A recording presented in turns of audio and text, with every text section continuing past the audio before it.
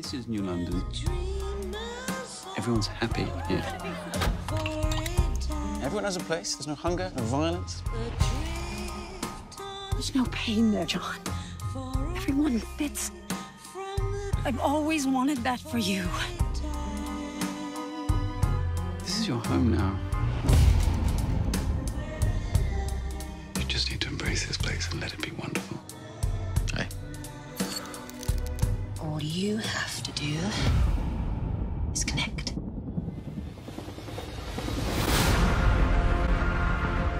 Everyone belongs to everyone else. You're never alone here. Everyone's connected.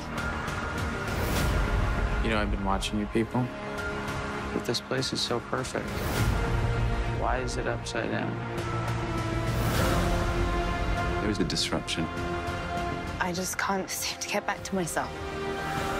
A virus enters a cell, turning the body against itself. We need to stop this before this goes too far. One and all, welcome to the latest, the greatest Nick's Nonfiction, here with your host, I'm Pickle Rick! This time on the show, we have got Aldous Huxley's Brave New World. Industrial Society and its Future. Maybe you were forced to read this one in high school. Today, no reading required.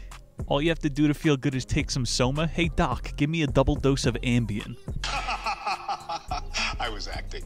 Soma, it's already here. Alpha through Epsilon. This guy's talking about how you feed information to different classes. TikTok? You're not that guy, pal. TikTok? It's a brain damage machine. I got a quote from the homie Frederick Douglass. To make a contented slave, you must make a thoughtless one. It is necessary to darken his moral and mental vision as far as possible to annihilate it. Frederick Douglass, the man who taught himself how to read. And today, this book is like totally fiction, but you'll see how a power structure feeds certain classes different information. TikTok! Snap back to reality. So yeah, he talks about how reading is how you decondition yourself. You're going to learn about the Hatchery today. We'll compare it to the public school system. Huxley goes deep. He's saying Orwell cucked out. They only got your body and your mind. No. Huxley thinks the government has your soul. No. Mass entertainment, technology, medicine, pharmaceuticals, the art of persuasion, the hidden influence of the elites. You ever have a dream about a dystopian future where robots control every aspect of your life? And then you're woken up by your alarm clock? Industrial Society and its Future. We'll be right back. It seems to me that the nature of the ultimate revolution with which we are now faced is precisely this, that we are in process of developing a whole series of techniques which will enable the controlling oligarchy, who have always existed and presumably always will exist, to get people actually to love their servitude. People can be made to enjoy a state of affairs which, by any decent standard, they ought not to enjoy. And these methods, I think, are a real refinement on the older methods of terror, because they combine methods of terror with methods of acceptance. About the author, Aldous Huxley. We did it once. We're not doing it again. Go check out The Doors of Perception, a previous episode. YouTube pushed that one really hard. Harry shit on Instagram, patreon.com/niche, $1 loads of content. How did we start this year? With Ready Player One? I think that might be more accurate than 1984 and Brave New World. Ready Player One, Apple just came out with their friggin' headset. Bro, the only place left to go. They're ruining movies and video games are even being wokeified. We're going to step into the multiverse and it's going to be the most amazing pants-shitting experience ever. Ready Player One might have been better than Brave New World. Still going to be a kick-ass show today. We'll be right back.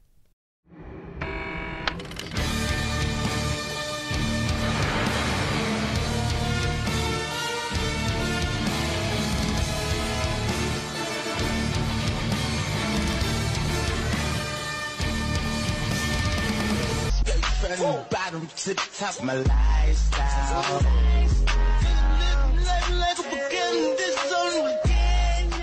Brave New World by Aldous Huxley, Chapter 1, The Hatchery.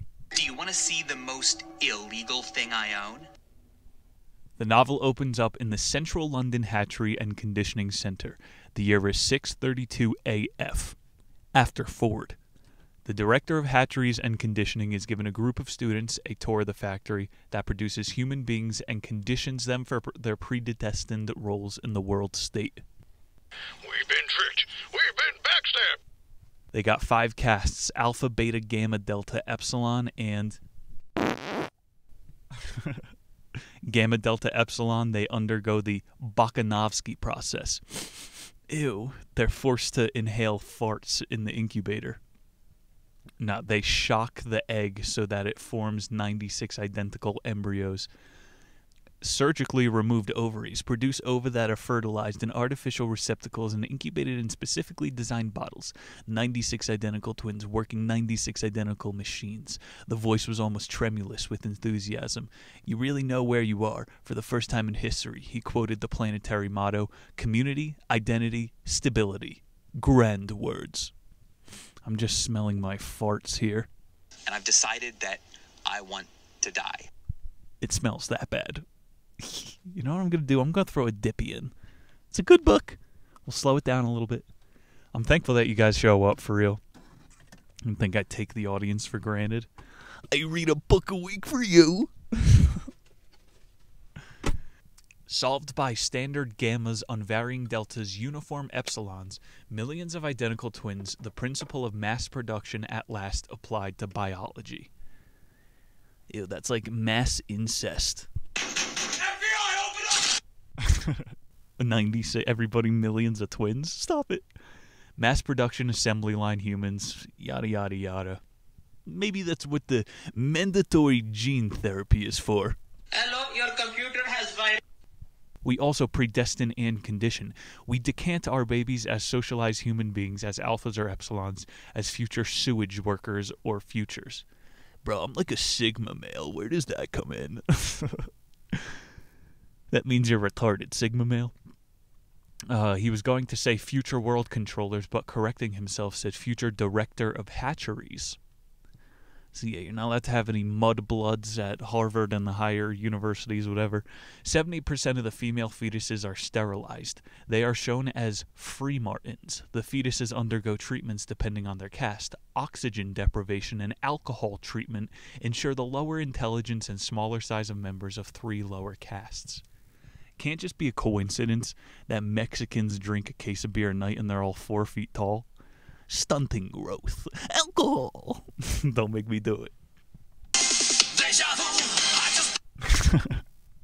So they call it in the book, inescapable social destiny. The director of the hatchery introduces Lenine Crown to the students. She says her job is to immunize the fetuses designed for the tropics with vaccines for typhoid. All right, well, I'm going to have to block out that word. Anywho, the director then introduced... She's a little bit better at selling the inescapable social destiny. She dresses it up. For particulars, as everyone knows, making for virtue and happiness generalities are intellectually necessary, not evil. Not philosophers, but fret sawyers and stamp collectors compose the backbone of society. Damn, she's like preaching to the working man here, using some classic politics. Stamp collectors are what move society forward. So yeah, they're keeping all the riches. Who cares about all the politics? Utopia, you're going to make me do utilitarianism versus deontologicalism? We ain't going back to the textbooks. That's year 1 through 4, Nick's nonfiction. Next, the director takes the everyone to the nursery. They call it the Neo-Pavlovian conditioning room. That just should be what school is called. And modern problems require modern solutions. There's a famous scene. The students are observing a Bakanovsky group. 8-month-old twin babies wearing their Delta khaki clothes. Some nurses present the babies with books and flowers. So the babies start crawling to the flowers and the books, and they shock them. Neo-Pavlovian. And so they say, after 200 repetitions of the same process, the children will have an instinctive hatred of books and flowers. And they also do elementary sex classes, and that's promoted. Oh, Aldous, is that you? Yeah, I'm calling from the future. It looks like you predicted transgender reading time. Yup. Wordless conditioning is crude and wholesale. It cannot bring home the finer distinctions, cannot inculcate the more complex courses of behavior. For that there must be words, but with words without reason, in brief, hypnopaedia. This is like their conditioning they do. When you're asleep, they burst, "You must love Big Brother" over on a loop into your room. Hypnopaedia. Some hypnotists say that, like, people that are grounded, they can't be hypnotized. But if you're being messed with genetically from birth to deteriorate your free will, this is a fictional society we're talking about. But yeah, there's that old quote of Aldous Huxley where he says, reading is how the lower class deconditions themselves, which might be why this guy wrote books. So like if you're just doing Soma every night, you just keep running the same script in your head for decades. It's basic conditioning. You condition yourself. So when you read, you can actually add some new activities and thoughts into the loop. Quote, gammas, deltas, and epsilons were once conditioned to like flowers and nature in general. The idea was to compel them to visit the country often and consume transport. But since nature is free, they consume nothing, including transport. All the friggin' hitchhikers in Boulder. There's no money in nature. You have to breed people. Read the Missing 411. Serial killers are in the woods. Dude, El Dorado, Colorado in the 1960s, there were just dudes that would climb up these 300-feet walls and drill in, but now they closed off the canyon, and you have to pay to enter it. So the hippies go out and set up all the infrastructure, and then 30 years later, what is going to be like skimboarding they take next? Anywho. Aldous dropping bombs. The lower castes are now conditioned to hate the countryside but to love country sports. All country sports in the world state require the use of elaborate apparati. And we've had that study on the show. When the NFL and the NBA got big, people started spending a lot less time outside. They spend more time on the Soma watching the screen. So yeah, hypnopaedia. Teaching you in your sleep. Hypnopaedia proves useless for intellectual training, but worked for mechanical tasks. So yeah, just to bring the chapter full circles, if 18 years of brainwashing isn't enough, robotic tasks, there's a second layer called propaganda to clear up the rest. Chapter 2, Soma. Next, the director takes everybody to the garden. There's several hundred naked children playing in the garden. The director, he kind of goes into the sports thing a little bit more. In our Ford's Day games involved no more than a ball or two, a few sticks, maybe a net. Such simple apparati did nothing to increase consumption. In the current world state, all games like centrifugal bumble puppy involve complicated machines. So like I played stoop ball with my friends, and now all these motherfuckers are playing lacrosse. So you need sticks, cleats, body armor, hyper rubberized balls. It's all about the gear. You need to reserve a field. Transhumanism, dude. And now girls play boy sports. Transhuman. The director notices one of the children in the bush crying. They all ask the kid what's wrong, and he's going, I don't want to partake in the sexual games. So they bring over a psychologist to talk to the kid.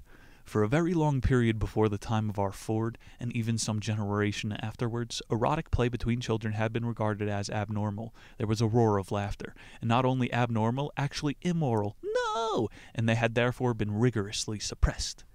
So all the normal kids are like, but we love to touch each other's baby genitals.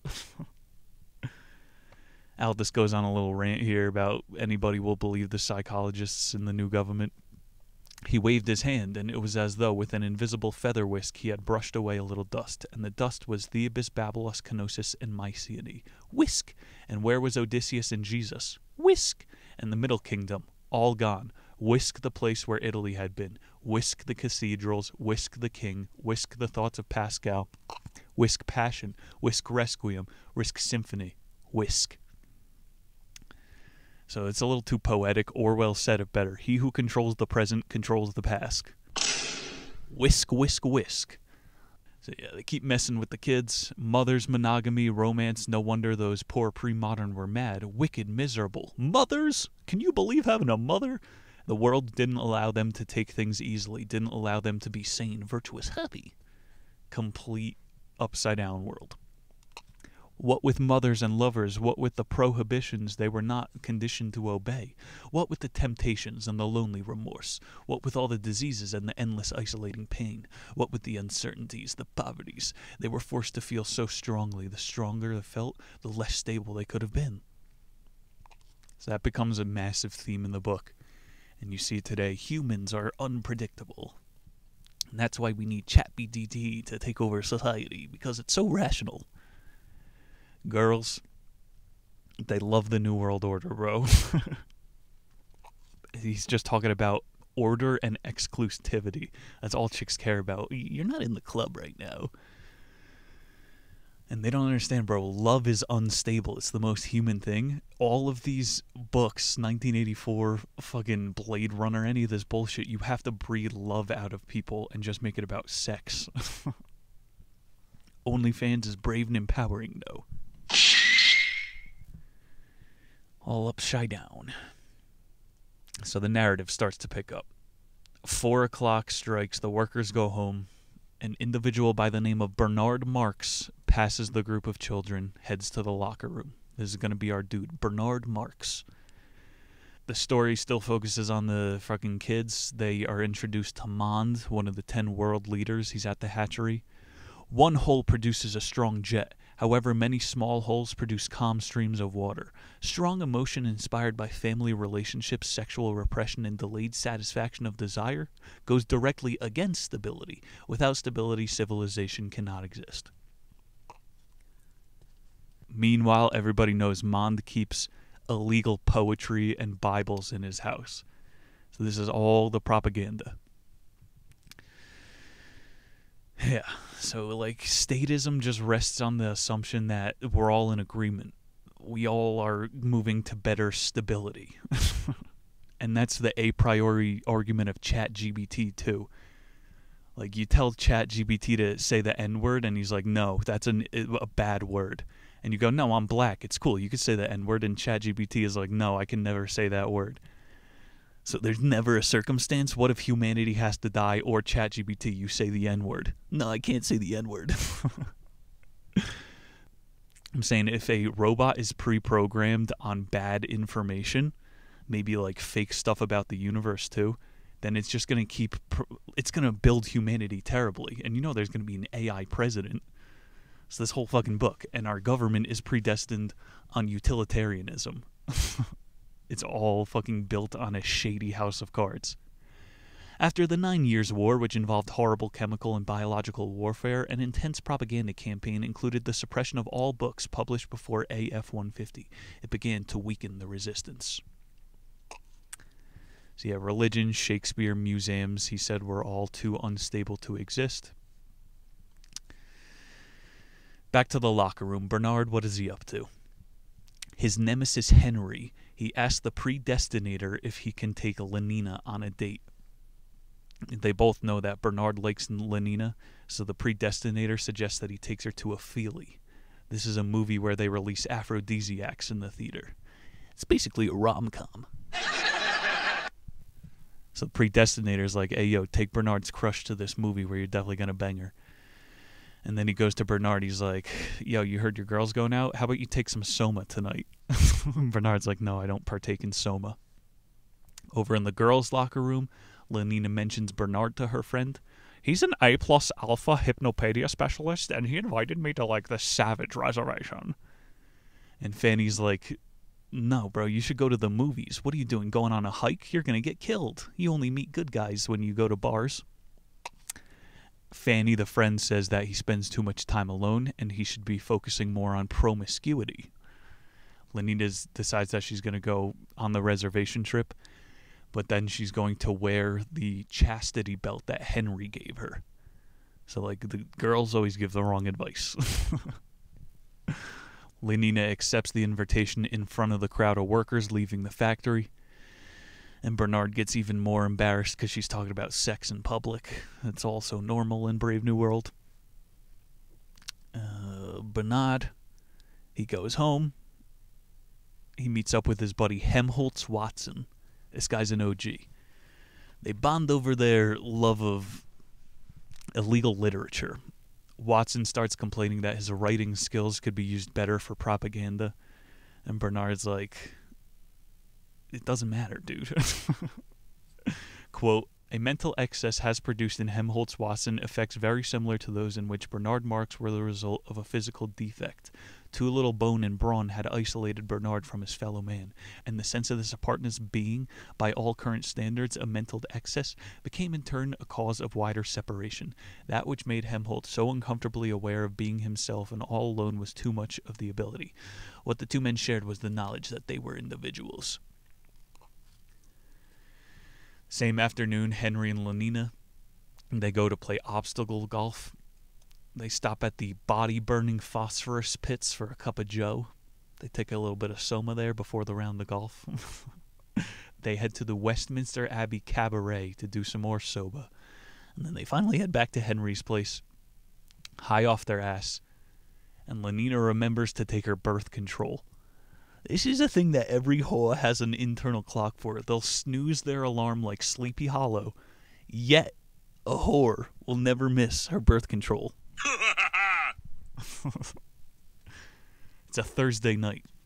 And the predestinator at work, he checks in. He's going, you got laid tonight, right? Big brother. So the same night, Bernard has to go to a solitary service. The predestinator makes him go to this because it thinks he's going to make him feel better. Shows up in this giant room. They're putting on sexy music, passing around cups of strawberry ice cream with Soma in it. And the place breaks out into an orgy. Orgy, porgy, Ford and fun. Kiss the girls and make them one. Boys at one with girls at peace. Orgy, porgy, give release. They at the fucking club, baby. So instead of like normal sex noises, the people blurt out state slogans. A gram is better than a dam. A gram in time saves 9. 1 cubic centimeter causes 10 gloomy sentiments. Everybody's happy nowadays. This is what they say when they come. Everyone works for everyone else. When the individual feels, the community reels. Oh my God. Never put off to tomorrow the fun you can have today. Progress is lovely. Damn. Huxley in the zone.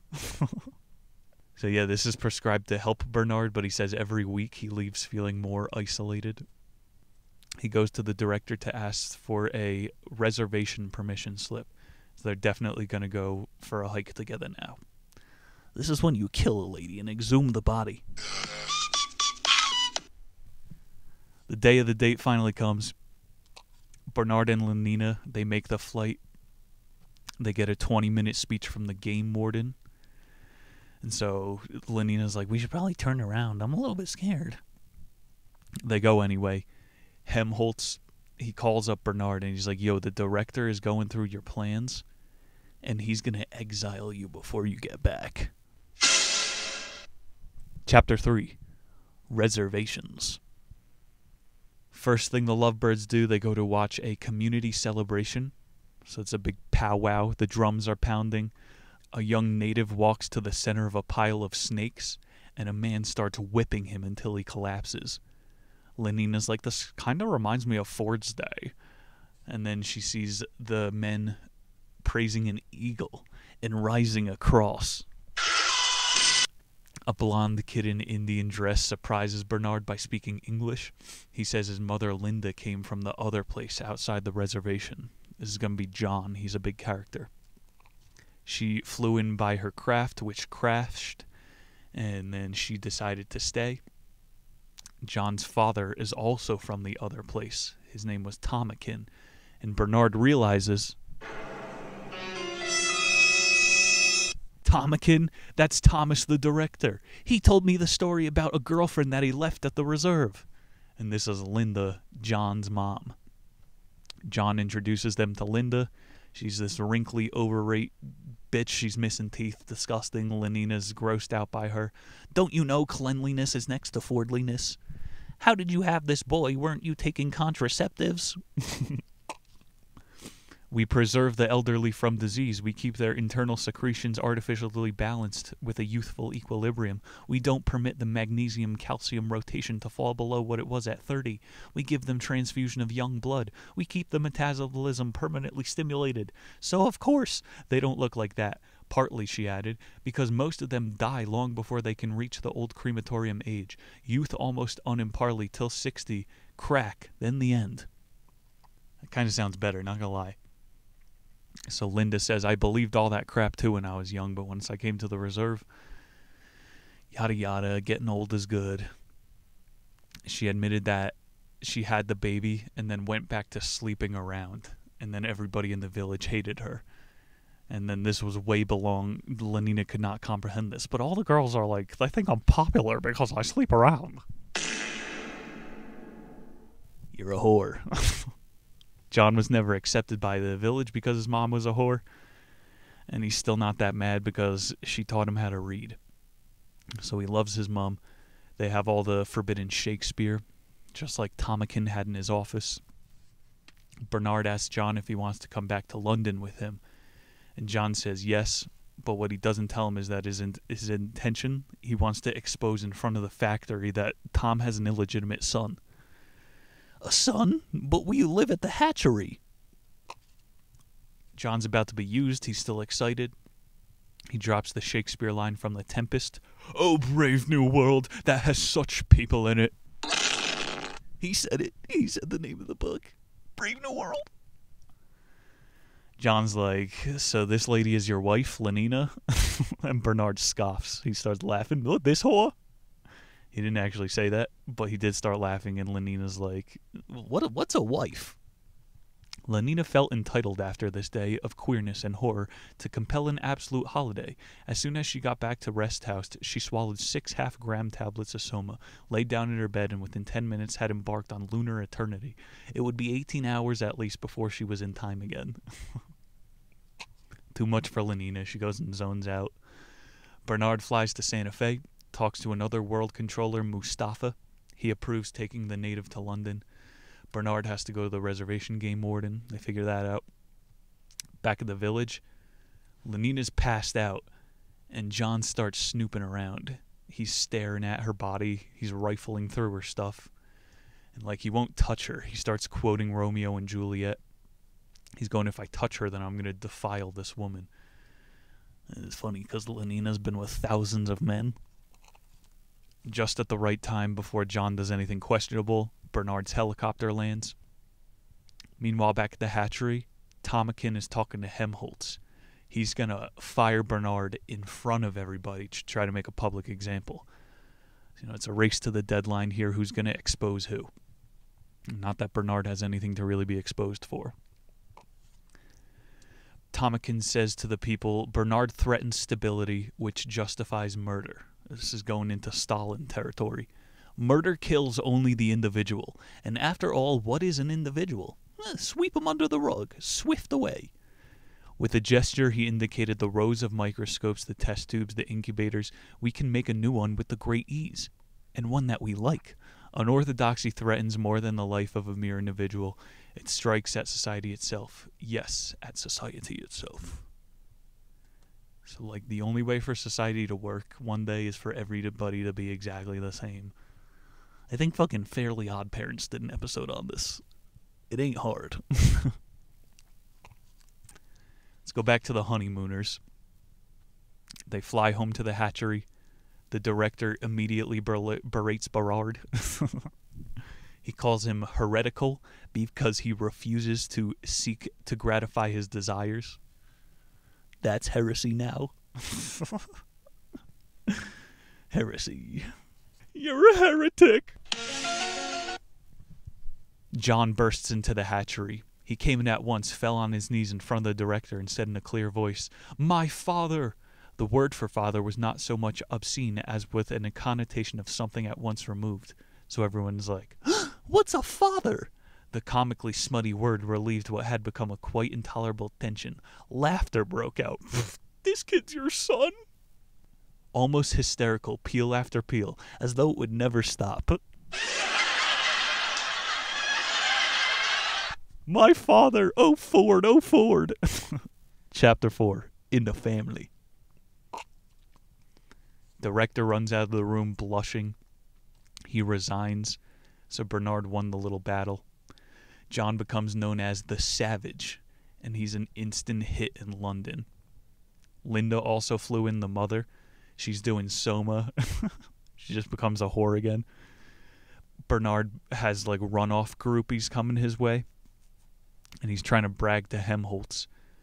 And he's like, "This isn't going to last forever, bro." Bernard cuts off communication. He's going, "Nah, my fame will protect me. Fame is forever." He sends a letter to Mond, the controller, saying, "Good thing you approved my request. The people love the Savage." And Mond says back, "You're going to have to learn this lesson for yourself. They don't love him." It's reality TV. One of the things that sent him off, John the Savage, he's rolling high. In the beta-minus geography room, John learned that a savage reservation is a place which, owing to unfavorable climate or geologic conditions, poverty of natural resources, has not been worth the expense of civilizing. So they're all just laughing at him. "You have a mom and a dad?" John and Lenina, they watch a movie one night. It's about a savage who kidnaps a woman, and Lenina gets turned on, and John is like, "This is how they portray us as savages." Lenina tries to put out. John's like, "Don't you have a chastity belt? Go put that shit on, bitch." And a couple weeks go by. Bernard's been planning speeches with a bunch of higher-ups, while the Savage is trying to bang his wife. Arch community songster of Canterbury shows up the day of the speech, and John just doesn't show up. You can't manage the Savage. The higher-ups lose faith in Bernard. His reputation is back where it started, and he goes back to Helmholtz. And he's mad at Helmholtz because Helmholtz takes him back as a good friend. See, so even the fame kind of fucked with Bernard here. And Helmholtz, in the meantime, he's been reading forbidden literature to college students.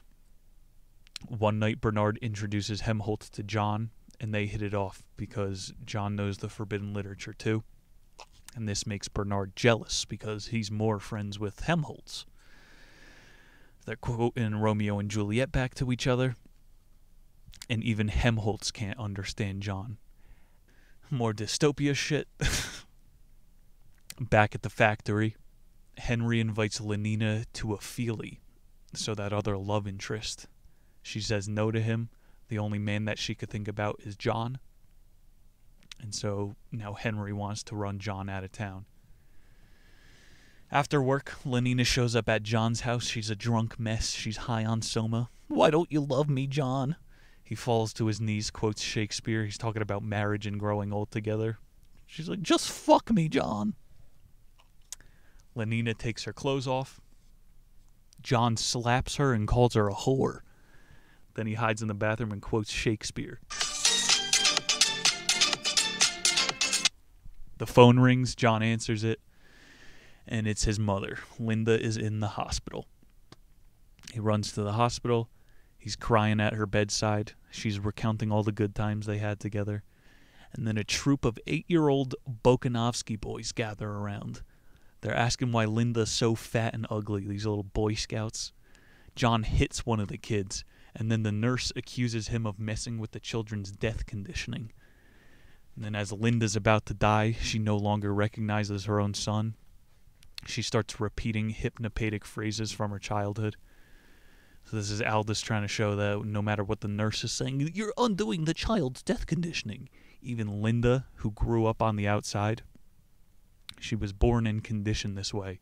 So the moments before death, she can't even recognize her own son. Yaga yeet. So she finally dies. "Free, free," the savage shouted, and with one hand continued to throw the Soma into the air. With others, he punched the indistinguishable faces of the assailants. Free! He's making a fucking riot in a hospital, the most cleansely place, the most orderly place. The savages in there throwing Soma around, and all the doctors are on their hands and knees trying to collect the drugs. Helmholtz shows up and he's throwing punches. "Good old Helmholtz," says John. "Men at last." And then the interval, also throwing the poison out by handfuls, thrown the open window. "Yes, men, men." And then there was no more poison left. He picked up the cash box and showed them it was black emptiness. "You're free! Let's go." Maybe this is why as a kid my favorite scenes in movies were the bar fight. Oh, men smashing beer mugs over each other's head. I don't know. He started a bar fight in the most sanitary place on earth, a hospital. There's some irony going on here. The big idea is that John took the death of his mother to finally condemn the state. So this is the point in 1984 where Winston's girlfriend dies, and he's like, holy shit, the state was between me and my girlfriend's love life. And then it's what I said before, bro. Love cannot exist. Linda had been a slave. Linda had died. Others should live in freedom, and the world be made beautiful. A reparation, a duty, and suddenly it was luminously clear to the savage what he must do. It was as though a shutter had been opened, a curtain drawn back. So he doesn't like blow up a building like Howard Rourke or anything, but he does go back to the reservation.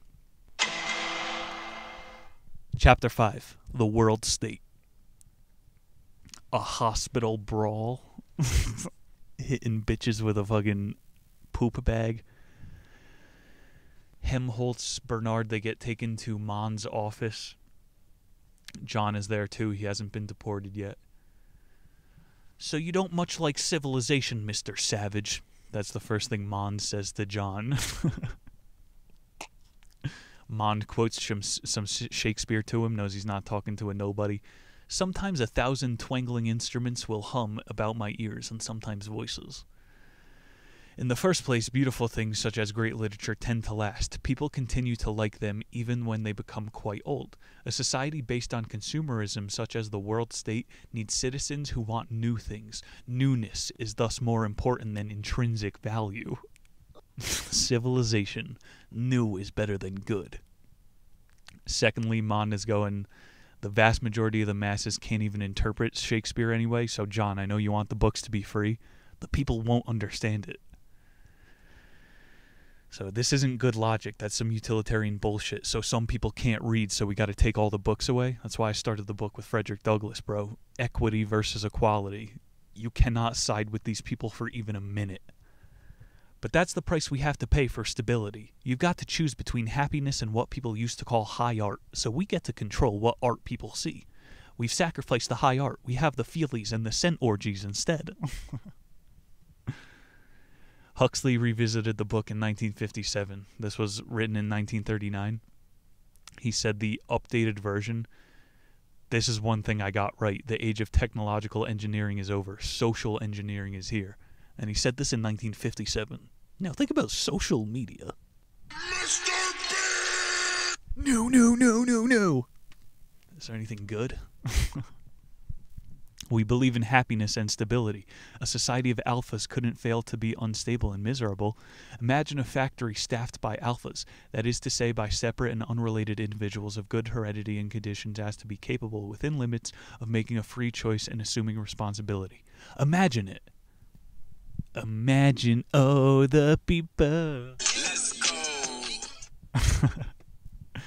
So this message is the exact opposite. He's going, even if we wanted a factory full of alpha workers, it would eventually break down. So this is Aldous Huxley breaking down Plato's Republic. You need to separate the classes. That's the only way civilization works. There need to be kids building my iPhone in China in suicide factories. It's the only way it works. It's not true. Nature is the only truth, bro. Everyone survives as hard as they work. You cannot recreate that artificially without creating classes. Quote, "The vast majority of the population has to be degraded and made stupid so that they will be made happy in their place in life." Past a certain point, even labor-saving technologies had to be suppressed to maintain a balance between labor and leisure. Keeping citizens happy requires them to be at work a certain amount of time. And remember, this is all fake, though, and Ford's 40-hour work week has nothing to do with this book. Oh, Ford. Science has also had to be suppressed to create the happy and stable society. This book is so good, people. And so, Bernard is pushing on him a little bit. Mond admits that he was fired as a young scientist for challenging conventional wisdom. And that's kind of what science is, challenging conventional wisdom. But instead they suppress real science.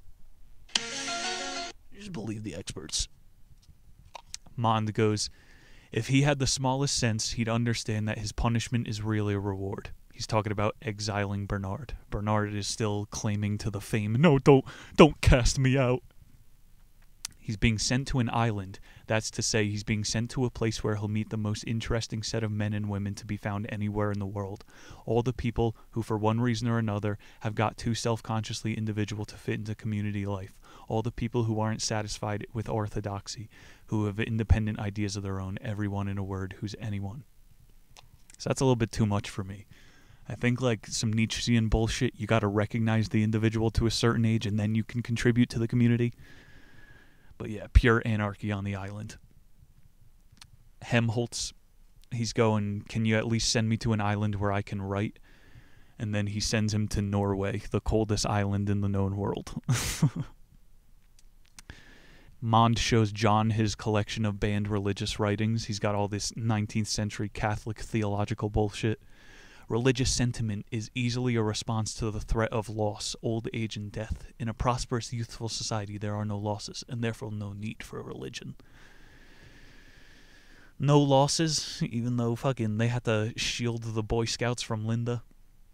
And if ever, by some unlucky chance, anything unpleasant should somehow happen, why, there's always Soma to give you a holiday from the facts, and there's always Soma to calm your anger, to reconcile your enemies, to make you patient, long in suffering. In the past, you could only accomplish these things by making a great effort and after years of hard moral training. Now you can swallow 2 or 3 half-gram tablets, and there you are. Anybody can be virtuous now. You can carry half of least your morality in a bottle. Christianity without fears. That's what Soma is. You just got to tweet, and then you're virtuous. It's a religion. Bro, it all hits the same psychological center. That's why AA has to make you a Christian. Drugs literally steal that part of your brain. Aldous knows all. If the people of the world state believed in God, they would not be degraded by the pleasant vices. They would have a reason for self-denial and chastity. God is the reason for everything noble and fine and heroic. Why do you think Michelangelo could paint like a motherfucker? So Bernard is going, please don't send me to the island. I need to stay in society. And he goes, don't you see, John is the only one here who still has human tendencies. I want God, poetry, real danger, freedom, goodness, even sin. Mond's going, this is going to make you unhappy. All right then, I'm claiming the right to be unhappy. Mond fires back. Not to mention the right to grow old, ugly, and impotent, the right to have syphilis and cancer, the right to have too little to eat, the right to be lousy, the right to live in constant apprehension of what might happen tomorrow, the right to catch typhoid, the right to be tortured by unspeakable pains of every kind. There was a long silence. I claim them all, said the savage at last. Everybody says goodbye to each other. Bernard apologizes for taking him to London in the first place. And John's like, no, I had to realize this. So he goes to an abandoned lighthouse, secludes himself, builds a garden, performs rituals of self-punishment. One day, some Delta Minus workers see John whipping himself. So they call some reporters. They show up to the lighthouse. John kicks one of the reporters, demands they respect his solitude. The newspapers publish the story, and then a bunch of people start flocking to the lighthouse. Becomes a tourist destination, and he keeps reacting with increasing violence. They turn the footage into a feely, so they just keep making fun of him. And the final scene of the book, a bunch of fans of the Feely show up, a cult classic, and they chant to John, "We want the whip! We want the whip!" They need the whip. Lenina steps out of a helicopter and walks towards him, open arms. John's going towards her. "Oh, the flesh. Kill it! Kill it!" And then he whips Lenina. "Let's go!" The crowd starts cheering, "Orgy, porgy, orgy, porgy." It goes until midnight. Everybody starts making love by the lighthouse. He calls it the Orgy of Atonement. "Savage," called the first arrivals as they alighted from their machine. "Mr. Savage." There was no answer. The door of the lighthouse was ajar. They pushed it open and walked into a shuddering twilight. Through an archway on the further side of the room, they could see the bottom of the staircase that led up the higher floors. This is the next morning. "Orgy's over." "Hey, Mr. Savage, come out for round 2.